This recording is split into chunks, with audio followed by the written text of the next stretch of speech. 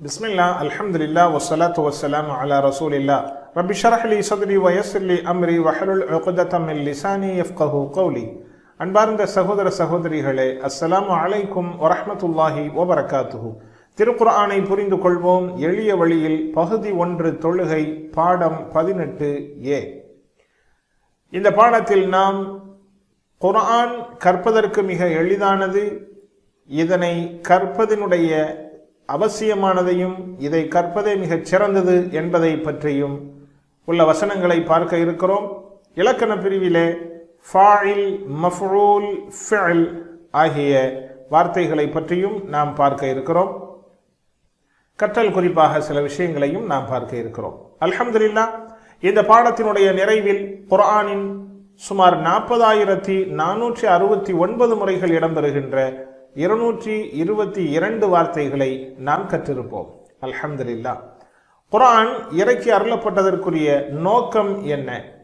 அல்லாஹ் சொல்கிறான், ஏற்கனவே நாம் பார்த்தோம், குர்ஆன் இறக்கி அருளப்பட்டது ததப்புர், சிந்திப்பதற்காக, இன்னும் நல்லுணர்வு பெறுவதற்காக, உபதேசம் பெறுவதற்காக, வாழ்க்கையை குர்ஆன் பிரகாரம் கொண்டு வருவதற்காக என்று நாம் பார்த்தோம்.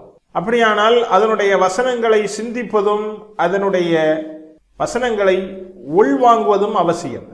அதற்கு மிக அவசியமானது அந்த அரபு வசனங்களை நாம் படிப்பதற்கு கற்றுக்கொள்ள வேண்டும். அரபு வசனங்களை சிந்திப்பதற்கும் அதனுடைய உட்பொருளை உள்வாங்குவதற்கும் நாம் படிப்பது மிக அவசியம். அது மிகவும் எளிதானதும் கூட. குர்ஆனிய அரபியை புரிந்து கொள்வது அவசியம். மேலும் நாம் நினைக்கலாம், மொழிபெயர்ப்பைத்தான் நாம் படித்துக் கொண்டிருக்கிறோமே, குர்ஆனுடைய மொழிபெயர்ப்பை படிக்கிறோம், அதனுடைய பொருள்களை புரிகிறோம் என்று நாம் நினைக்கலாம். ஆனால் அரபியினுடைய உட்பொருளை புரிவதை போன்று அதனுடைய மொழிபெயர்ப்பை கொண்டு நம்மால் குர்ஆனை முழுமையாக புரிந்து கொள்வது முடியாத, இயலாத ஒன்று என்பதை நாம் தெரிந்து கொள்ள வேண்டும். காரணம், இப்பொழுது உருது மொழியில் இப்படி சொல்லுவார்கள், கைசே கைசே ஐசே வைசே ஹோகையே, ஐசே வைசே கைசே கைசே ஹோகையே என்று சொல்லுவார்கள். அதனுடைய நேரடி பொருளை நாம் பார்த்தால், எப்படி எப்படியோ இருந்தது இப்படியும் அப்படியும் ஆனது, எப்படி அப்படி இப்படி இருந்தது எப்படி எப்படியோ ஆனது என்பதாக சொல்வார்கள். இதனுடைய வார்த்தையின் பொருள் அதுவாக இருந்தாலும் இதனுடைய உட்கருத்து என்ன என்பதை அந்த உருது மொழி அறிந்தவர்களுக்கு மட்டும்தான் தெரியும். அதை போன்று நாம் நம்மளுடைய மொழியிலே தமிழில் எடுத்துக்கொள்ளலாம். அடிமேல் அடி வைத்தால் அம்மியும் நகரும் என்று ஒரு தமிழ் பழமொழி உண்டு. இதனுடைய வார்த்தையின் விளக்கத்தை நாம் பார்ப்போமேயானால், அடிமேல் அடி, அடிக்க அடிக்க அம்மி நகரும் என்றுதான் நமக்கு பொருள் தெரியும். ஆனால் இதனுடைய உள்ளார்ந்த அர்த்தத்தை நாம் யோசித்தால், ஒரு விஷயத்தை திரும்ப திரும்ப செய்யும் போது அது நமக்கு பலன் தரும் என்ற கருத்தை அது சொல்கிறது என்பதை நாம் புரிந்து கொள்ள முடியும். இதே போன்று மனிதனுடைய வார்த்தைகளையே நாம் முழுமையாக மொழிபெயர்க்க முடியவில்லை என்றிருந்தால், திருக்குர்ஆன் அல்லாஹ்வினுடைய சொற்கள், அவைகளை நாம் அவ்வளவு ஈஸியாக மொழிபெயர்த்து நம்மால் புரிந்து கொள்ள முடியுமா? இதோ இங்கே கொடுக்கப்பட்டிருக்கக்கூடிய ஆங்கில வாக்கியம். இந்த ஆங்கில வாக்கியத்தினுடைய மொழிபெயர்த்து நாம் பார்ப்போமேயானால், இது சொல்ல வருகின்ற கருத்து என்ன என்பதே நம்மால் புரிந்து கொள்ள முடியாத நிலைக்கு போய்விடும். As a hand of him whose vesture slips away, friendship at once the coming grief will stay. இதனுடைய பொருள் என்னவென்று வார்த்தைக்கு வார்த்தை நாம் மொழிபெயர்த்தால் அதனுடைய உண்மையான பொருளை புரிந்து கொள்ள முடியாது. ஆனால் இது எதனுடைய மொழிபெயர்ப்பு தெரியுமா? கீழே, உடுக்கை இழந்தவன் கைகோல், அங்கே இடுக்கண் களைவதாம் நட்பு என்கின்ற வள்ளுவன் சொன்ன அந்த மொழியினுடைய மொழியாக்கம் தான் ஆங்கிலத்திலே மொழிபெயர்க்கப்பட்டிருக்கிறது. இந்த மொழியாக்கத்தை படித்து இந்த ஆங்கிலத்தினுடைய பொருளை, வார்த்தையை நாம் பொருள் செய்வோமேயானால், இந்த வள்ளுவருடைய திருக்குறளினுடைய பொருளை அது தராது, வேறு ஏதேதோ பொருளை அது தரும். இப்படித்தான் மொழிபெயர்ப்பினுடைய நிலை இருக்கும் என்பதை நாம் தெரிந்து கொள்ள வேண்டும். அதுபோன்று இந்த வாக்கியத்தினுடைய மொழிபெயர்ப்பு, இந்த துப்பார்க்கு துப்பாய துப்பாக்கி, துப்பார்க்கு துப்பாய தூவும் மழை என்கின்ற இந்த குறளினுடைய மொழிபெயர்ப்பாக இருக்கிறது. இதனுடைய அசல் பொருளை நாம் புரிந்து கொள்ள வேண்டுமேயானால் தமிழினுடைய பொருளை நாம் தெரிந்திருந்தால் மட்டும்தான் அதற்குரிய பொருளை நாம் புரிய முடியும். இதனுடைய மொழிபெயர்ப்பை கொண்டு இதை நாம் முழுமையாக உணர முடியாது என்பதுதான் உட்கருத்தாக இருக்கிறது. அன்றிருக்கிறவர்களே, அப்படியானால் மொழிபெயர்ப்பை படித்தால் அதனுடைய முழு பொருள் கிடைக்காது, எனவே மொழிபெயர்ப்பை படிக்க தேவையில்லை என்று பொருளா என்றால் அது அல்ல நோக்கம். நாம் மொழிபெயர்ப்பை கொண்டுதான் படிக்கிறோம். பெரும்பாலான அரபி அல்லாத மக்கள் மொழிபெயர்ப்பை கொண்டுதான் அவர்கள் படிக்கிறார்கள். என்றிருந்தாலும் 100 மொழிபெயர்ப்புகள் அதற்கு மேற்பட்ட குர்ஆனிய மொழிபெயர்ப்புகளை கொண்டு படித்தாலும் குர்ஆனினுடைய அரபி மூல பொருளை நாம் முழுமையாக புரிந்தவர்களாக ஆக முடியாது என்பதுதான் நோக்கமாக இருக்கிறது. மொழிபெயர்ப்பை வாசிப்பதனால் நமக்கு நன்மை பயக்கப் போவதில்லை. ஆனால் நபி ஸல்லல்லாஹு அலைஹி வஸல்லம் சொன்னார்கள், குர்ஆனினுடைய ஒரு எழுத்திற்கு 10 நன்மை என்பதாக சொன்னார்கள். அப்படியானால் அதை நாம் அரபியில் வாசித்தால்தான் அந்த நன்மை நமக்கு கிடைக்கும். எனவே மொழிபெயர்ப்புகளை நாம் குறைத்ததாக எண்ணிவிடவும் கூடாது. மொழிபெயர்ப்புகளை படிக்கத்தான் வேண்டும், அதன் மூலமாகத்தான் நாம் குர்ஆனை புரிய இருக்கிறோம் என்றாலும் அரபியை நாம் முழுமையாக விட்டுவிட்டு மொழிபெயர்ப்பை மட்டுமே நாம் சார்ந்து இருக்கக்கூடாது என்பதுதான் இந்த பாடத்தினுடைய நோக்கம் என்பதை நாம் புரிந்து கொள்ள வேண்டும். காரணம், அரபியினுடைய அந்த அசல் வார்த்தையினுடைய பொருள் மிக ஆன்மீகமான ஆத்மபூர்வமான பல நன்மைகளையும் கருத்துக்களையும், அது இதயங்களை துளைத்தெடுக்கின்ற அளவிற்கு ஆழமான கருத்துக்களை தரும் என்பதை நாம் தெரிந்து கொள்ள வேண்டும். மொழிபெயர்ப்புகள் மூலம் குர்ஆனின் செய்திகளை மட்டுமே நாம் தெரிந்து கொள்ள முடியும். ஆனால் அதனுடைய வசனங்களை சிந்தித்து உணர அரபி மொழி மிக அவசியமானது. எப்படி திருக்குறளினுடைய மொழிபெயர்ப்பை ஆங்கிலத்தில் கொண்டால் அதனுடைய பொருளை மட்டும் நாம் புரியலாம், ஆனால் அதனுடைய உட்கருத்தை புரிய வேண்டுமானால் தமிழ் மொழியினுடைய அந்த ஆழத்தை அசலை நாம் தெரிந்தால்தான் அது முடியும். இவ்வளவு ஆழமான கருத்துக்களை கொண்ட குர்ஆனை நாம் படிப்பதற்கு எளிதாக ஆக்கியிருக்கிறோம் என்று அல்லாஹ் சொல்லுகின்ற பொழுது அது சார்ந்திருக்கின்ற அரபி மொழியும் படிப்பதற்கு மிக எளிதானவைகள் தான் என்றாலும் சில அடிப்படையான விஷயங்களை நாம் ஒவ்வொரு மொழிக்குமே ஒரு அடிப்படையை தெரிந்து கொள்வது அவசியம். Past tense, present tense, future tense, அதுபோன்று வெர்பு, நவுன் இவைகளெல்லாம் தெரிவது அவசியம் என்பதை நாம் புரிந்து கொள்ள வேண்டும். அந்த அடிப்படையில் குர்ஆனை நாம் புரிவதற்கு எளிதாக ஆக்கியிருக்கிறோம் என்ற அல்லாஹ்வுடைய வசனத்தை இங்கே நாம் பார்க்கிறோம். பிஸ்மில்லாஹிர் ரஹ்மானிர் ரஹீம். வலகத் யஸ்ஸர்னல் குர்ஆன லிஸ்ஸிக்ர் வலகத் யஸ்ஸர்னல் குர்ஆன லிஸ்ஸிக்ரி வலகத் வ மேலும் ல நிச்சயமாக, கது திடமாக, யஸ்ஸர்னா நாம் எளிமைப்படுத்தி விட்டோம், அல் குர்ஆன குர்ஆனை எளிமைப்படுத்தி விட்டோம், லிஸ்ஸிக்ர் நினைவுபடுத்திக் கொள்வதற்கு, லிஸ்ஸிக்ர் நினைவுபடுத்திக் கொள்வதற்கு நாம் எளிமையாக ஆக்கிவிட்டோம். வ மேலும் ல சந்தேகமின்றி, கது திட்டமாக. இந்த வார்த்தைகள் 406 தடவை குர்ஆனிலே இடம்பெறுகிறது. கது ஏற்கனவே நாம் படித்திருக்கிறோம். கது காமத்திஸ் ஸலாத், இகாமத்தினுடைய அந்த வாக்கியங்களை நாம் படிக்கின்ற பொழுது கது காமத்திஸ் ஸலாத் என்பதை படித்தோம். கது திட்டமாக தொழுகை நிலை பெற்று விட்டது.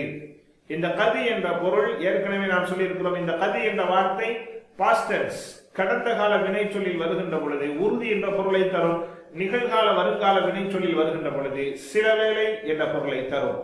அது காமத் நிலை பெற்று விட்டது, அஸ்ஸலாத் தொழுகை என்று நாம் படித்திருக்கிறோம். லகத் ல சந்தேகமின்றி, அதுவும் அழுத்தத்திற்குரிய வார்த்தை. கது திட்டமாக, இதுவும் அழுத்தத்திற்குரிய வார்த்தை. ஆக அழுத்தத்திற்குரிய வார்த்தைகளை கொண்டு அல்லாஹ் சொல்கிறான், உறுதிபட புரிந்து கொள்ளுங்கள். குர்ஆன் புரிவதற்கு, சிந்திப்பதற்கு, நினைவில் வைத்துக் கொள்வதற்கு எளிமையானதுதான் என்பதை அல்லாஹ் அழுத்தத்தோடு சொல்கிறான். யஸ்ஸர்னா நாம் எளிமைப்படுத்தி விட்டோம். யுஸ்ர் என்றால் இலகுவானது, மெலிதானது, லேசானது என்று பொருள். உஸ்ர் சிரமமானது, கஷ்டமானது என்று பொருள். யுஸ்ர் இலகு, லேசு. யஸ்ஸர்னா இலகுவாக நாம் அதை ஆக்கிவிட்டோம், எளிமைப்படுத்தி விட்டோம். குர்ஆனிலே சுமார் 6 தடவைகள் இந்த வார்த்தை இடம்பெறுகிறது. அல் குர்ஆன குர்ஆனை. குர்ஆன் என்றால் அதற்குரிய பொருள் மிக அதிகம் ஓதப்பட்டுக் கொண்டே இருக்கின்ற வசனம், மிக அதிகமாக ஓதப்படுவது என்று அதனுடைய பொருள். அப்படியானால் குர்ஆனுக்கு குர்ஆன் என்ற பொருளே மிக அதிசயமானதாக இருக்கிறது இல்லையா? குர்ஆன் மிக அதிகமாக ஓதப்படக்கூடியது. 70 தடவை குர்ஆனில் இடம்பெறுகின்ற வார்த்தை. லிஸ்ஸிக்ர், லி இக்கு காக, அஸ்ஸிக்ர் புரிதல், நல்லுணர்வு பெறுதல், நினைவுபடுத்துதல் ஆகிய பொருள்களை திக்ர் என்ற வார்த்தைக்கு இங்கே நாம் சொல்லலாம். திக்ர் என்றால் புரிதல், நினைவு கூறுதல் என்று பொருள். வலகத் யஸ்ஸர்னல் குர்ஆன லிஸ்ஸிக்ர், நிச்சயமாக நாம் குர்ஆனை புரிவதற்கு, நினைவுபடுத்திக் கொள்வதற்கு எளிமையாக ஆக்கிவிட்டோம். குர்ஆன் என்றால் அதிகம் ஓதப்படக்கூடியது என்று பொருள். அதனுடைய பொருளே அதற்கு மிகச் சான்றாக, அற்புதமாக இருக்கிறது. சந்தேகமில்லாமல் மாற்றார்களை பொறுத்தமட்டிலும் கூட குர்ஆன் அதிகம் ஓதப்படுகின்ற ஒரு நூல், உலகிலேயே மிக அதிகமாக வாசிக்கப்படுகின்ற ஒரு நூல் என்றால் அது குர்ஆன் தான் என்று என்சைக்ளோபீடியா பிரிட்டானிகா என்ற அந்த புள்ளி விவரத்தை தருகின்ற புத்தகம் நமக்கு சொல்லக்கூடிய செய்தி. குர்ஆன் கற்பதற்கு, செயல்படுத்துவதற்கு, பிறருக்கு எடுத்துரைப்பதற்கு போன்ற அனைத்திற்கும் எளிதானது. அதனை நாம் நன்கு புரிந்து கொள்ள வேண்டும். ஏனென்றால் இது மிக எளிது என்பதை நாம் புரிந்து கொள்ள வேண்டும். அப்படி புரிந்தால்தான் நம்மால் அதனுடைய நடை, அதனுடைய வாதங்கள், அதனுடைய கதைகள், அதாவது சம்பவங்கள், அதனுடைய வரலாறுகள், அதனுடைய ஆதாரங்கள் அனைத்தையும் நாம் நன்கு உள்வாங்க முடியும். அது முதல்ல எளிது என்பதை நாம் புரிந்தால்தான் இவைகளை எல்லாம் நாம் உள்வாங்கி பிறருக்கு எத்தி வைக்க முடியும். குர்ஆனை புரிந்து கொள்வது சிரமம் என்று ஒருபோதும் நாம் மனதளவில் கூட நினைத்து விடக்கூடாது. அது சிரமம் என்று சிந்திக்கவோ சொல்லவோ கூடாது.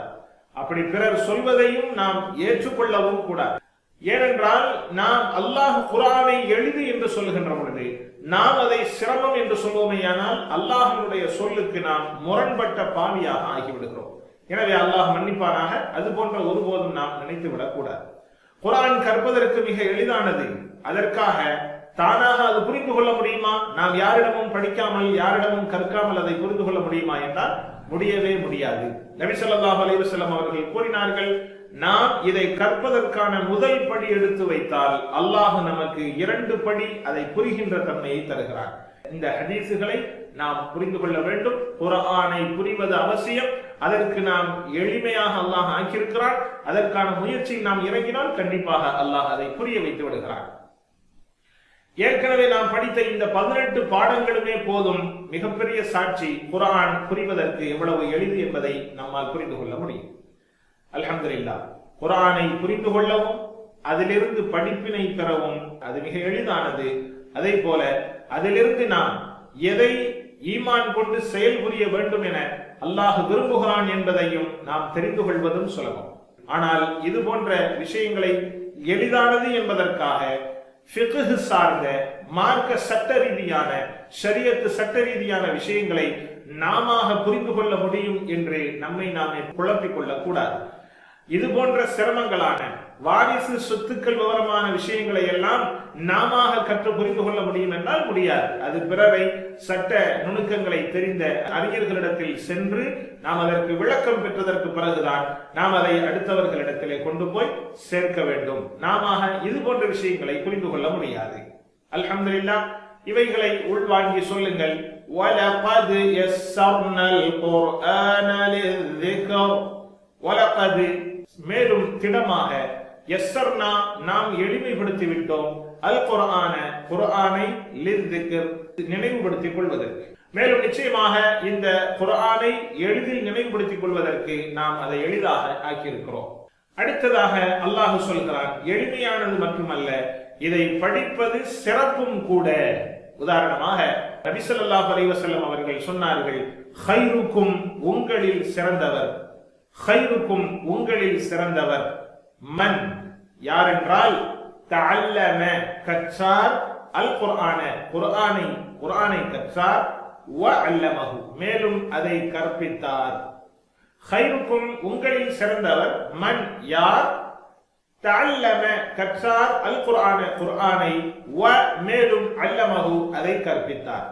குர்ஆனை தானும் கற்று பிறருக்கு யார் கற்பித்தாரோ அவர்தான் உங்களில் சிறந்தவர். ഖൈറുக்கும், ഖൈர் நல்லது, சிறந்தது. ഖൈറുக்கும், உங்களில், ஹும், க, இ, கும், ஹு, ஹும், க, இ, கும், நா, கும், உங்கள், உங்களுடைய, உங்களுக்கு. ഖൈറുக்கும், உங்களில் சிறந்தவர்.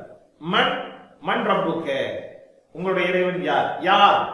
மன், யார் என்றால், ഖൈറുக்கும் மன் தஅல்லமல் குர்ஆன, மன், யார்?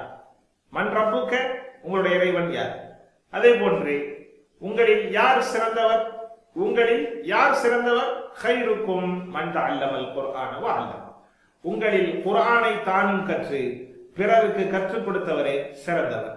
மன் ரப்புக்க, உனது இறைவன் யார் என்ற இந்த கேள்வியை கொண்டு யார் என்று பொருள் என்பதை நாம் பார்த்திருக்கிறோம். கைருக்கும் மன் தஅல்லம, தஅல்லம இரண்டு தடவைகள் குர்ஆனில் இடம்பெறுகிறது. தஅல்லம கற்றான், அல்லம கற்பித்தான். தஅல்லம கற்றுக்கொண்டான், அல்லம கற்பித்தான். இவைகளுடைய விளக்கங்களை இன்ஷா அல்லாஹ் அடுத்தடுத்த பகுதிகளில் நாம் பார்க்கலாம். அல்லம ஹு, அவனுக்கு கற்பித்தான். அல்லம கற்பித்தான். ஹு, அதை கற்பித்தான். 14 தடவைகள் குர்ஆனில் இடம்பெறுகிறது. ஹு, அதனை. அல்லமஹு, அதனை கற்பித்தார். தஅல்லம கற்றார், அல்லம கற்பித்தார். தஅல்லம முதலில் தான் கற்று, அல்லம பிறகு அதை பிறருக்கு கற்பித்தாரே, அவர்தான் சிறந்தவர். இங்கே உங்களில் சிறந்தவர் குர்ஆனை முதலில் கற்றவர்.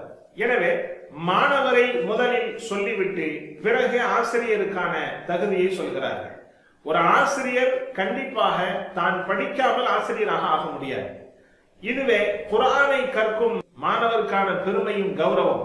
படிப்பவனே சிறந்தவனாக ஆகிவிடுகிறான், படித்ததற்கு பிறகு இன்னும் சிறந்தவனாக ஆகிவிடுகிறான். இது குர்ஆனிற்கான கௌரவம். வேறு எந்த புக்கும் மாணவ பருவத்தில் சிறந்தவர் என்று சொல்லவே முடியாது. குர்ஆனை படிப்பவருக்கு மட்டும்தான் அவர் சிறந்தவர் என்ற பெயரை கொடுக்க முடியும். காரணம், அவர் படிப்பது குர்ஆன். நபி ஸல்லல்லாஹு அலைஹி வஸல்லம் அவர்கள் இங்கே மாணவரை முதலில் குறிப்பிட்ட பின்னரே ஆசிரியரை குறிப்பிட்டிருக்கிறார்கள். எனவே அல்லாஹ்வின் வேதத்தை கற்பதில் முடிவு என்பதே இல்லை. ஆக மரணிக்கும் முறை நாம் தொடர்ந்து குர்ஆனை கற்றுக்கொண்டே இருக்க வேண்டும் என்பதை இந்த ஹதீஸ் நமக்கு சொல்லி காட்டுகிறது. குர்ஆனை கற்றல் மற்றும் கற்பித்தல் என்கின்ற இரண்டையும் சேர்த்து செய்பவர்தான் மிகச்சிறந்தவராக ஆக முடியும் என்கின்ற தகவலை இந்த ஹதீஸ் தருகிறது. இதுவரை நாம் கற்றவைகள் அனைத்தும் கற்பிக்க மிக இலகுவானதுதான். ஆக நாம் யாருக்கு கற்றுக் கொடுக்க வேண்டும் என்பவரை தேர்வு செய்வது நம் மீது கட்டாயமானதாக இருக்கிறது. இப்பொழுது இந்த நொடி பொழுதில் லட்சக்கணக்கான வகுப்புகள் உலகில் நடந்து கொண்டிருந்தாலும் கூட இவைகளில் மிகச் சிறந்தது குர்ஆன் கற்பிக்கப்படுகின்ற வகுப்புதான் என்பதை நாம் இந்த ஹதீஸ் வாயிலாக தெரிய முடியும். ஆயிரக்கணக்கான வகுப்புகளில் நாம் பங்கேற்றிருக்கலாம் என்றாலும் அல்லாஹ்வின் பார்வையில் மதிப்பிற்குரிய வகுப்பாக இந்த குர்ஆன் கற்பிக்கப்படுகின்ற வகுப்புகள் தான் இருக்கிறது. குர்ஆன் கற்றல் என்றால் வெறுமனே அத்தோடு அதனை புரிய, சிந்திக்க, செயல்படுத்த, கற்றுக்கொள்ள போன்ற அனைத்தையும் அதில் அடங்கும். நபி ஸல்லல்லாஹு அலைஹி வஸல்லம் அவர்கள் குர்ஆனின் ஆசிரியராக அனுப்பப்பட்டிருக்கிறார்கள். குர்ஆனை தனது போதனை மற்றும் செயல்முறை மூலமாக பெருமானார் விளக்கி தருகிறார்கள். சஹாபா பெருமக்கள் அவர்கள் கற்ற விதத்திலே நாமும் கற்க வேண்டும் என்றால் முதலில் அரபி எழுத்துக்கள் மற்றும் அரபி வார்த்தைகளை சரியான உச்சரிப்போடு, தஜ்வீத் என்கின்ற செம்மைப்படுத்துதல் முறையோடு அந்த குர்ஆனிய அரபி மொழியை கற்றுக்கொள்வது அவசியம். ஆனால் அத்தோடு நிறுத்திக் கொள்ளாமல் அசல் கற்றல் என்பது அதனை தொடர்ந்து ஆரம்பமாகும். படிப்பது என்பது முதல் படி. அதற்கு பிறகு அதனுடைய பொருளை படிப்பதும், அதை உள்வாங்குவதும், புரிவதும், சிந்திப்பதும், செயல்படும், இதெல்லாம் குர்ஆனை கற்பதற்குண்டான பின்னால் வரக்கூடிய செய்திகள். குர்ஆனை படி என்றால் குர்ஆனை அரபி மட்டும் படிப்பது அல்ல. அல்ஹம்துலில்லாஹ். சொல்லுங்கள், கைருக்கும் உங்களில் சிறந்தவர், மன் யார், தஅல்லம கற்றார், அல் குர்ஆன குர்ஆனை கற்றார், வஅல்லமஹு மேலும் அதை கற்பித்தார்.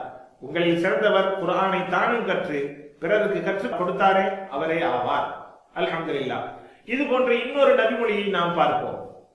நபி ஸல்லல்லாஹு அலைஹி வஸல்லம் அவர்கள் சொன்னார்கள், இன்னமல் அஅமாலு பின்னியாத், இன்னமல் அஅமாலு பின்னியாத், இன்னமா மட்டுமே, அல் அஅமாலு எல்லா செயல்களும், பின்னியாத் எண்ணங்களை கொண்டு, இன்னமா மட்டுமே, அல் அஅமாலு எல்லா செயல்களும், பின்னியாத் எண்ணங்களை கொண்டு, எல்லா செயல்களும் எண்ணங்களை கொண்டே அமையும்.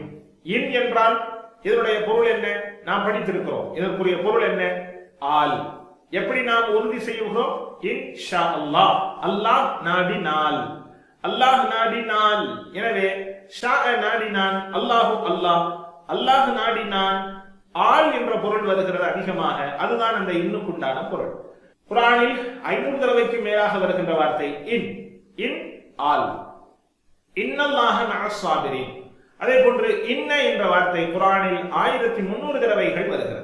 இன்ன நிச்சயமாக, இன்னல்லாஹ நிச்சயமாக, அல்லாஹ் மஅஸ் ஸாபிரீன் பொறுமையாளர்களுடன் இருக்கிறான். மஅ உடன், அஸ்ஸாபிரீன் பொறுமையாளர்கள், அஸ்ஸாபிரூன் அஸ்ஸாபிரீன், அஸ்ஸாபிர் பொறுமையாளர், ஸாபிரூன் பொறுமையாளர்கள், ஸாபிரீன் பொறுமையாளர்கள், பொறுமையாளர்களுடன் இருக்கிறான். இன்னமா குர்ஆனில் 145 தடவைகள் வருகின்ற வார்த்தை இன்னமா. இன் ஆல், இன்ன நிச்சயமாக, இன்னமா மட்டுமே. இன்னமாவிற்குரிய பொருள் மட்டுமே. இன்னமல் அஅமாலு பின்னியாத். இந்த இன்னமாவிற்கு உதாரணமாக இன்னமல் அஅமாலு பின்னியாத் என்ற ஹதீஸை நாம் உதாரணமாக ஆக்கிக் கொள்ளலாம். இன் இன்ஷா அல்லாஹ், இன்ன இன்னல்லாஹ மஅஸ் ஸாபிரீன், இன்னமா இன்னமல் அஅமாலு பின்னியாத். எல்லா செயல்களும் எண்ணங்களை கொண்டு மட்டுமே அமையும். இன்னமா என்ற வார்த்தை 145 தடவைகள் குர்ஆனில் இடம்பெறுகிறது. இன்னமல் அஅமாலு பின்னியாத் மட்டுமே, இன்னமாவிற்குரிய பொருள் மட்டுமே. இந்த உதாரணத்தோடு சேர்த்து நாம் மனப்பாடம் செய்ய செய்ய செய்ய அந்த பொருள் நமக்கு ஊர்ஜிதமாக தெளிவாக தெரிந்துவிடும். அஅமால், அமல் என்றால் செயல், அதனுடைய புளூரல் அல் அஅமால், செயல்கள். 41 தடவைகள் இந்த வார்த்தை வருகிறது. பின்னியாத், நியத் எண்ணங்களை கொண்டு. ஆயத், ஆயாத், நியத், நியாத். ஆயத் ஒருமை, நியத் ஒருமை, ஆயாத் புளூரல். அதே போன்று நியாத் புளூரல். நியத் எண்ணம், நியாத் எண்ணங்கள், எண்ணங்களை கொண்டு மட்டுமே. இன்னமல் அஅமாலு பின்னியாத். அல்லாஹ் சொன்னான், குர்ஆனை எளிமையாக ஆக்கியிருக்கிறோம் புரிவதற்கு. நபி ஸல்லல்லாஹு அலைஹி வஸல்லம் அவர்கள் சொன்னார்கள், குர்ஆனை படித்தவர் உங்களில் சிறந்தவர் என்று சொன்னார்கள். இப்பொழுது நம்முடைய எண்ணம் குர்ஆனை படித்து சிறந்தவராக ஆக வேண்டும் என்பதற்காக மட்டும் வந்துவிடக் கூடாது. ஏனென்றால் குர்ஆனை நாம் சிறப்பை அடைவதற்காக வேண்டி அல்லாஹ் தரவில்லை. நாம் படித்து அதை செயல்படுத்தி பிறரிடத்திலே கொண்டு போய் சேர்க்க வேண்டும். எனவே நம்மளுடைய எண்ணம் இப்படி குறுகிய வட்டத்திற்குள் வந்துவிடக் கூடாது. ஏனென்றால் நபி ஸல்லல்லாஹு அலைஹி வஸல்லம் அவர்கள் சொன்னார்கள், கியாமத் நாளில் அல்லாஹ் 3 நபர்களை அழைப்பான். அதில் ஒருவர் குர்ஆனை நன்றாக ஓதுபவர். இவரை அழைத்து கேட்கப்படுகின்ற பொழுது அவர், நான் குர்ஆனை கற்று பிறருக்கு கற்றுக் கொடுக்க வேண்டும் என்பதைத்தான் நான் செயல்பட்டுக் கொண்டிருந்தேன். அவர் சொல்லுவார், பிறருக்கு கற்றுக் கொடுப்பதை நான் செய்து கொண்டிருந்தேன் யா அல்லாஹ் என்று அவர் சொல்லுவார். அப்பொழுது அல்லாஹ் சொல்லுவான், குர்ஆனை நீ படித்தாய், கற்றும் கொடுத்தாய், ஆனால் இவைகளை முகஸ்துதிக்காக செய்தாய், நீ சிறந்தவன் என்று சொல்லப்பட வேண்டும் என்பதற்காக செய்தாய். எனவே உம்முடைய செயல், உம்முடைய சொல் உலகத்திலேயே சொல்லப்பட்டு விட்டது. எனவே உம்முடைய நியத் முழுமையானதாக இல்லை, சிறந்தவர் என்ற காரியத்துக்காகத்தான் உம்முடைய நியத் இருந்தது என்று சொல்லி அவரை முகம் குப்பர நரகில் தள்ளப்படும் என்பதாக நபி ஸல்லல்லாஹு அலைஹி வஸல்லம் அவர்கள் சொல்லித் தருகிறார்கள். எனவே நம்முடைய எண்ணங்களை சுத்தப்படுத்த வேண்டும். என்ன எண்ணம் கொள்ள வேண்டும்?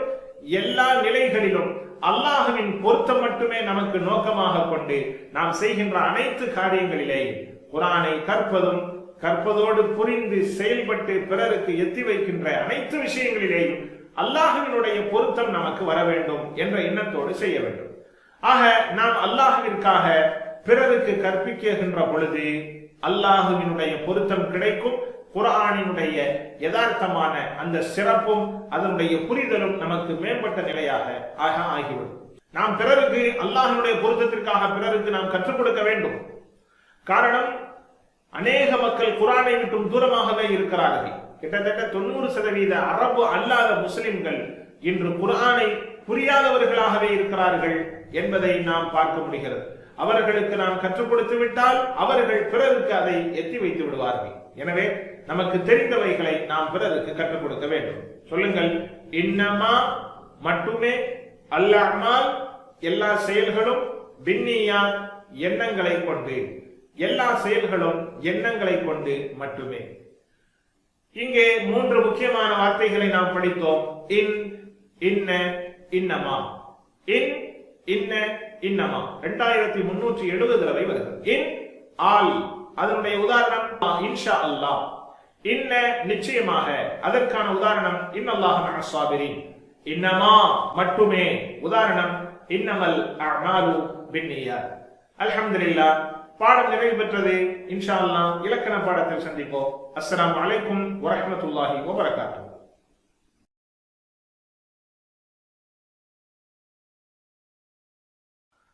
பிஸ்மில்லாஹ், அல்ஹம்துலில்லாஹ், வஸ்ஸலாத்து வஸ்ஸலாமு அலா ரசூலில்லாஹ். ரப்பி ஷ்ரஹ் லி ஸத்ரி வயஸ்ஸிர் லி அம்ரி வஹ்லுல் உக்ததம் மின் லிசானி யஃப்கஹு கௌலி. அன்பார்ந்த சகோதர சகோதரிகளே, அஸ்ஸலாமு அலைக்கும் வரஹ்மத்துல்லாஹி வபரகாத்துஹு. திருக்குர்ஆனை புரிந்து கொள்வோம் எளிய வழியில், பகுதி 1, தொழுகை, பாடம் 18b, இலக்கண பிரிவு. இப்பாடத்தில் நாம் ஃபாயில், மஃஊல், ஃபிஅல் ஆகிய அமைப்புகளை பற்றி நாம் பார்க்க இருக்கிறோம். இலக்கணத்தை நாம் டிபிஐயின் மூலமாக படித்துக் கொண்டிருக்கிறோம். டிபிஐ என்றால் என்ன? கேளுங்கள், பாருங்கள், சிந்தியுங்கள், கூறுங்கள், காட்டுங்கள், விருப்பத்துடன் செய்யுங்கள், சேர்ந்து செய்யுங்கள். கடந்த பாடங்களை நாம் சிறிய அளவிலான மீள்பார்வை செய்வோம். அரபி வார்த்தைகள் 3 வகைப்படும்: இஸ்ம், ஃபஅல், ஹர்ஃப். இஸ்ம் 2 வகை, ஒன்று பெயர் சொல், இன்னொன்று பண்பு பெயர் சொல். இஸ்மினுடைய அடையாளமாக அல் அல்லது உன், இன், அன் அல்லது ஓன், இன், ஆத். ஒருமையாக இருந்தால் அன், இன், உன். பன்மையாக இருந்தால் ஓன், இன், ஆத். இரண்டாவதாக ஃபஅல். ஃபஅல் காலத்தோடு சேர்ந்திருக்கின்ற வினைச்சொல். இந்த இரண்டும் இல்லாதது ஹர்ஃப், இடைச்சொல், எழுத்து. இப்பொழுது நாம் ஃபஅலை படித்துக் கொண்டிருக்கிறோம். ஃபஅலை அல்ஹம்துலில்லாஹ் நாம் நிறைவு செய்திருக்கிறோம். ஃபஅல் வினைச்சொல். வினைச்சொல் பெரும்பாலும் அசல் 3 எழுத்திலே வரும். ஃபஅல, நஸர, ஃபதஹ, தரப ஆகியவைகளை நாம் பார்த்தோம். ஃபஅல் 3 வகைப்படும். ஒன்று மாதி, கடந்த கால வினைச்சொல், அதாவது நடந்தது, நடந்து முடிந்த ஒன்று. இரண்டாவது முதாரி, நிகழ் மற்றும் வருங்கால வினைச்சொல், அதாவது நடந்து கொண்டிருப்பது அல்லது நடக்க இருப்பது. மூன்றாவது அம்ர், ஏவல் வினை. நாம் ஏற்கனவே பார்த்திருக்கிறோம். கடந்த கால வினைச்சொல் மாலி, ஃபஅல, அவன் செய்தான். ஃபஅலு, ஃபஅல்த, ஃபஅல்து, ஃபஅல்தும், ஃபஅல்னா. அடுத்து முலாரி நாம் பார்த்தோம். நிகழ்கால மற்றும் வருங்கால வினைச்சொல் யஃஅலு, யஃஅலூன, தஃஅலு, அஃஅலு, தஃஅலூன, நஃஅலு ஆகியவைகளை பார்த்தோம். மூன்றாவதாக ஆர்டர் ஃபார்ம் இஃஅல், நீ செய். இஃஅலு, செய்யுங்கள். லா தஃஅல், செய்யாதே. லா தஃஅலு, செய்யாதீர்கள். அடுத்ததாக லரப, யضرب, இضرب, இضربு, லா தضرب, லா தضربு. குர்ஆனில் 12 தடவைகள் இந்த வாக்கிய அமைப்பு வருவதை நாம் பார்க்கிறோம். அடுத்ததாக அம்ரு ஃபஅல் இஸ்மா. மாலி கடந்த கால வினைச்சொல் சமிஅ, அவன் செவியுற்றான். யஸ்மஉ, செவியுறுகிறான். இஸ்மா, நீ செவியுறு. இஸ்மஉ, செவியுறுங்கள். லா தஸ்மா, செவியுறாதே. லா தஸ்மஉ, செவியுறாதீர்கள். குர்ஆனில் 7 தடவை இடம்பெறுகின்ற வார்த்தைகள். அடுத்ததாக அலிம, அறிந்தான். யஅலமு, அறிகிறான். யஅலம், நீ அறி. யஅலமு, அறியுங்கள். லா தஅலம், அறியாதே. லா தஅலமு, அறியாதீர்கள்.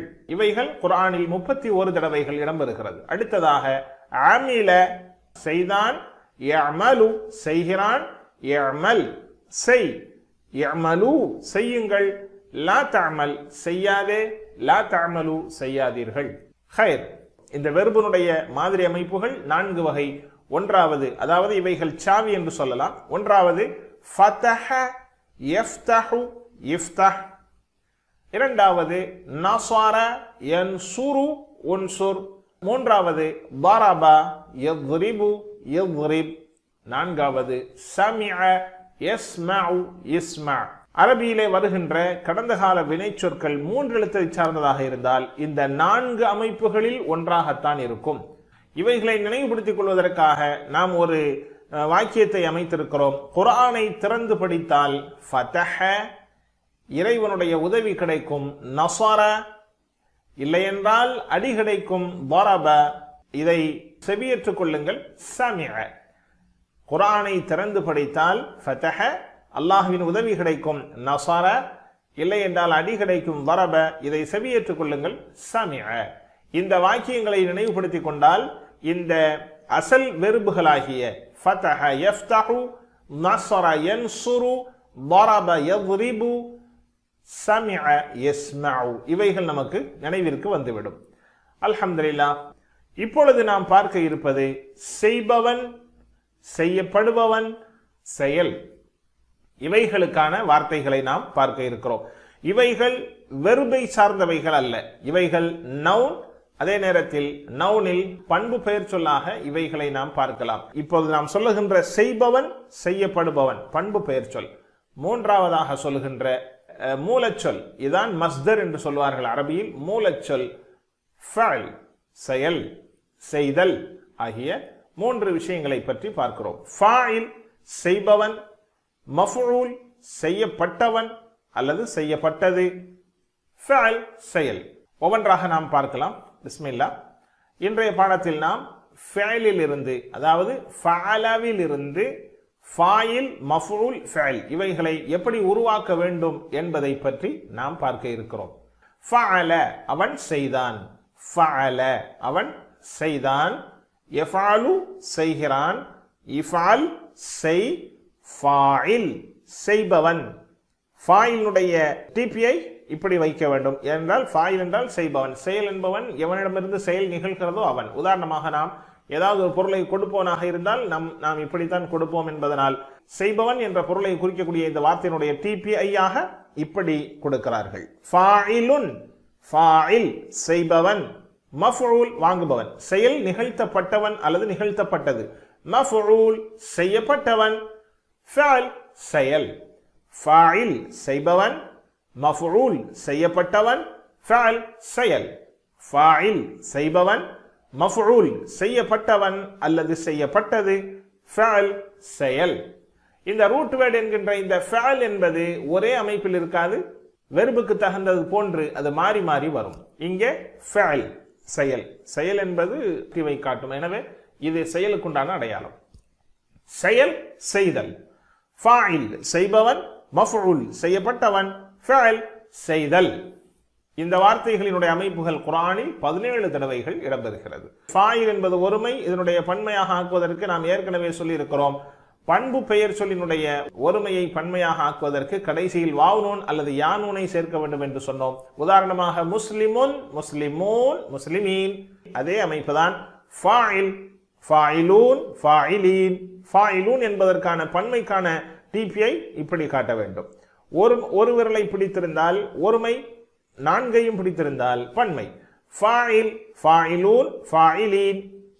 மஃஊல், மஃஊலூன், மஃஊலீன். மஃஊல், மஃஊலூன், மஃஊலீன். ஹைர். இந்த ஃபாயில் என்ற வார்த்தையிலிருந்து நாம் உரைநடையை நாம் பார்க்கலாம். ஹல் அன்த ஃபாயில், ஹல் அன்த ஃபாயில், நீ செய்பவனா? நஅம் அன ஃபாயில், நஅம் அன ஃபாயில், ஆம் நான் செய்பவன்.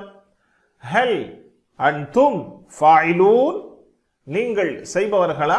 ஹல் அன்தும் ஃபாயிலூன், ஹல் அன்தும் ஃபாயிலூன், நீங்கள் செய்பவர்களா? நஅம் நஹ்னு ஃபாயிலூன், ஆம் நாங்கள் செய்பவர்கள். நஅம் நஹ்னு ஃபாயிலூன், ஆம் நாங்கள் செய்பவர்கள். மாஷா அல்லாஹ். அரபிய மற்றும் பாருங்கள். ஹல் அன்த ஃபாயில், நஅம் அன ஃபாயில். ஹல் அன்தும் ஃபாயிலூன், நஅம் நஹ்னு ஃபாயிலூன்.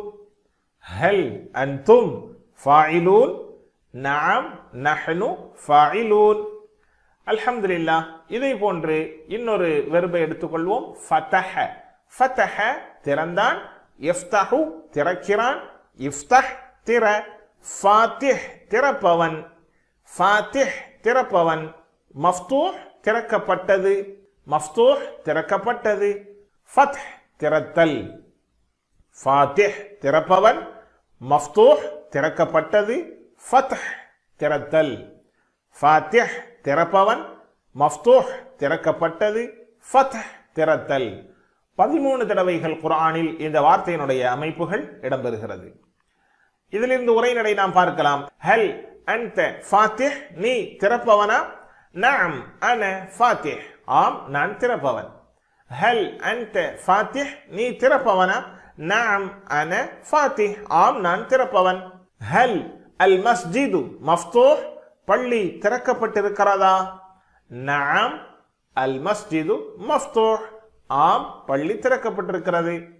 ஹல் அல் மஸ்ஜிது மஃப்தூஹ், பள்ளி திறக்கப்பட்டிருக்கிறதா? நஅம் அல் மஸ்ஜிது மஃப்தூஹ், ஆம் பள்ளி திறக்கப்பட்டிருக்கிறது. அல்ஹம்துலில்லாஹ். அடுத்ததான மூணாவது ஒரு வெர்பு ஜஅல. ஜஅல ஆக்கினான், யஜ்அலு ஆக்குகிறான், இஜ்அல் நீ ஆக்கு, லா தஜ்அல் ஆக்காதே, ஜாஇல் ஆக்குபவன், ஜாஇல் ஆக்குபவன், மஜ்ஊல் ஆக்கப்பட்டது, மஜ்ஊல் ஆக்கப்பட்டது, ஜஅல் ஆக்கம், ஜாஇல் ஆக்குபவன், மஜ்ஊல் ஆக்கப்பட்டது, ஜஅல் ஆக்குதல் ஆக்கம். இந்த வார்த்தையின் அமைப்புகள் குர்ஆனில் சுமார் 6 தடவைகள் இடம்பெறுகிறது. அல்ஹம்துலில்லாஹ். ஏதேனும் ஒரு நன்மையானதை செயலாக்குவதற்காக எண்ணிக்கொண்டு இந்த உரைநடையை பேசலாம். ஹல் அன்த ஜாயிலுன், நீ ஆக்குபவனா? நஅம் அன ஜாயில், ஆம் நான் ஆக்குபவன். ஹல் அன்த ஜாயிலுன், நீ ஆக்குபவனா? நஅம் அன ஜாயில், ஆம் நான் ஆக்குபவன். ஹல் அன்தும் ஜாயிலூன், நீங்கள் ஆக்குபவர்களா? நஅம் நஹ்னு ஜாயிலூன், ஆம் நாங்கள் ஆக்குபவர்கள். அரபி மட்டும் சொல்லுங்கள். ஹல் அன்த ஜாயில், நஅம் அன ஜாயில். ஹல் அன்தும் ஜாயிலூன், நஅம் நஹ்னு ஜாயிலூன். மாஷா அல்லாஹ். அல்ஹம்துலில்லாஹ். அடுத்ததாக நஸர உதவினான், யன்சுரு உதவுகிறான், உன்சுர் உதவி செய், லா தன்சுர் உதவி செய்யாதே. நாசிர் உதவுபவன், நாசிர் உதவுபவன், மன்சூர் உதவி செய்யப்பட்டவன், மன்சூர் உதவி செய்யப்பட்டவன், நஸ்ர் உதவுதல், நஸ்ர் உதவி உதவுதல், நாசிர் உதவி செய்பவன், மன்சூர் உதவி செய்யப்பட்டவன், நஸ்ர் உதவி செய்தல், உதவுதல் உதவி செய்தல். இந்த வார்த்தை அமைப்புகள் குர்ஆனில் சுமார் 35 தடவைகள் இடம்பெறுகிறது. அல்ஹம்துலில்லாஹ். எல்லோருக்கும் உதவி செய்பவன் அல்லாஹ் ஒருவன் தான். நாம் எல்லோரும் உதவி செய்யப்பட்டவர்களாக இருக்கிறோம். எனவே அவன் என்கின்ற இடத்தில் அல்லாஹுவை நியத் செய்து இந்த உரைநடையை நாம் அமைக்கலாம். ஹல் ஹுவ நாசிர், அவன் உதவுபவனா? ஹல் ஹுவ நாசிர், அவன் உதவுபவனா? நஅம் ஹுவ நாசிர், ஆம் அவன் உதவி செய்பவன். நஅம் ஹுவ நாசிர், ஆம் அவன் உதவுபவன். ஹல் அன்த மன்சூர், நீ உதவி செய்யப்பட்டவனா? நஅம் அன மன்சூர், ஆம் நான் உதவி செய்யப்பட்டவன். ஹல் அன்த மன்சூர், நீ உதவப்பட்டவனா? நஅம் அன மன்சூர், ஆம் நான் உதவி செய்யப்பட்டவன். அரபியை மட்டும் கேளுங்கள். ஹல் ஹுவ நாசிர், நஅம் ஹுவ நாசிர். ஹல் அன்த மன்சூர், நஅம் அன மன்சூர். ஹல் அன்த மன்சூர், நஅம் அன மன்சூர். மாஷா அல்லாஹ். அடுத்ததாக வீட்டு பாடமாக ஹலக என்ற இந்த வெர்பை பார்க்கலாம். ஹலக படைத்தான், யஹ்லுகு படைக்கிறான், உஹ்லுக் படை, லா தஹ்லுக் படைக்காதே. ஹாலிக் படைப்பவன், ஹாலிக் படைப்பவன், ஹாலிக் படைப்பவன். மஹ்லூக் படைக்கப்பட்டது, மஹ்லூக் படைக்கப்பட்டவன் அல்லது படைக்கப்பட்டது. ஹல்க் படைத்தல், ஹல்க் படைத்தல். ஹாலிக் படைப்பவன், மஹ்லூக் படைக்கப்பட்டது படைக்கப்பட்டவன், ஹல்க் படைத்தல். இந்த வார்த்தைகள் குர்ஆனில் 64 தடவைகள் இடம்பெறுகிறது. அடுத்ததாக வீட்டு பாடம் ذكر நினைவு கூர்ந்தான், யذ்குரு நினைவு கூறுகிறான், உذ்குர் நினைவு கூறு, லா தذ்குர் நினைவு கூறாதே. ذாக்கிர் நினைவு கூறுபவன், ذாக்கிர் நினைவு கூறுபவன். மذ்கூர் நினைவு கூறப்பட்டவன் நினைவு கூறப்பட்டது. மذ்கூர் நினைவு கூறப்பட்டவன் நினைவு கூறப்பட்டது. ذிக்ர் இங்கே நாம் பார்க்கலாம். இதுவரைக்கும் ஃபஅல், ஃபத்ஹ், நஸ்ர், ஜஅல் என்று அமைப்பில் இருந்தது. இங்கே ذிக்ர் என்ற அமைப்பில் இந்த ரூட் வேர்ட் மாறுபடுகிறது. ذிக்ர் நினைவு கூறுதல், நினைத்தல், நினைவு கூறுதல். ذாக்கிர் நினைவு கூறுபவன், மதுகூர் நினைவு கூறப்பட்டவன், நினைவு கூறப்பட்டது, திக்ர் நினைவு கூறுதல், நினைத்தல். இந்த வார்த்தைகள் குர்ஆனில் சுமார் 79 தடவைகள் இடம்பெறுகிறது. அல்ஹம்துலில்லாஹ். நாம் அடுத்ததாக கற்றல் குறிப்பை நாம் பார்க்கலாம். இந்த குர்ஆனுடைய பாடங்களை படிப்பதற்கு நாம் மூளையை எப்படி தயார்படுத்துவது, எப்படி அழைப்பது? பொதுவாக நம்மை யாராவது அவர்களுடைய தேவைக்காக, விருந்திற்காக அழைப்பதாக இருந்தால் அவர்கள் எப்படி நம்மை அழைப்பார்கள்? ஒரு பாராமுகமாக, ஒரு சோம்பேறியை போன்று அவர்கள் அழைத்தால் நாம் அழைப்பிற்கு பதில் கொடுப்போமா? நம்மை பார்க்காமல் அவர் பார்வையை அலசியவாறு அங்குமெங்கும் பார்த்தவராக நம்மை அழைப்பு கொடுத்தால் நாம் அதை எப்படி கௌரவமான அழைப்பாக நினைப்போமா? நாம் அந்த விருந்திற்கு செல்வதற்கான மனது நமக்கு வருமா? வராது. எனவே அழைப்பது என்பது உற்சாகத்தோடு இருக்க வேண்டும். நம்மை பார்த்து புன்சிரித்தவாறு நம்மை அழைப்பு கொடுக்கின்ற பொழுது நாம் அந்த இடத்திற்கு செல்ல வேண்டும் என்று நாம் நினைப்போம். அதுபோன்று நமக்கான மூளையை இந்த குர்ஆனுடைய பாடங்களை படிப்பதற்கு, உற்சாகத்தோடு நாம் இந்த குர்ஆனை படிப்பதற்கு இருக்கும் பட்சத்தில் மூளையை நாம் அதற்கு உற்சாகத்தோடு அழைக்கிறோம் என்பதாக ஆகும். எனவே மூளையை நாம் மொழிபெயர்ப்பு மற்றும் இலக்கணங்களை கற்பதற்காக நம்மளுடைய மூளையை எப்படி அழைப்பது? நாம் சோம்பேறியை போன்று அழைப்பதா, அல்லது உற்சாகத்தோடு பிரியத்தோடும் அழைப்பதை போன்று அழைப்பதா? எப்படி அழைப்பது? எப்படி அழைத்தால் நம்மை அணுகி நமக்கான உதவியை செய்யுமோ அந்த அடிப்படையில் நாம் மூளையை உணர்வோடும் தெளிவோடும் இந்த வாய்ப்பை கொடுத்த அல்லாஹ்விற்கு நன்றி செய்வதோடு உற்சாகத்தோடு இந்த பாடத்தை நாம் படிப்பதற்கான தயாரிப்பை மேற்கொள்ள வேண்டும். அப்படிப்பட்ட அழைப்பை செய்கின்ற பொழுது மூளை நமக்கு இசைந்து கொடுத்து துரிதமாக விளங்குகின்ற ஒரு தன்மையை நமக்கு பெற்றுத் தருகிறது. அல்ஹம்துலில்லாஹ். பாடம் நிறைவு பெற்றது. இந்த பாடத்தினுடைய நிறைவில் குர்ஆனில் சுமார் 40,469 தடவை இடம்பெறுகின்ற 222 வார்த்தைகளை நாம் கற்றிருக்கிறோம். அல்ஹம்துலில்லாஹ். அல்லாஹ் நமக்கு உதவி செய்வான். அல் குர்ஆனை ஓத, விளங்க, சிந்திக்க, செயல்படுத்த, பரப்ப, மனனம் செய்ய. சுப்ஹானக்கல்லாஹும்ம வ பிஹம்திக், நஷ்ஹது அல்லா இலாஹ இல்லா அன்த, நஸ்தக்ஃபிருக வ நதூபு இலைக். அஸ்ஸலாமு அலைக்கும் வரஹ்மத்துல்லாஹி வபரகாத்துஹு.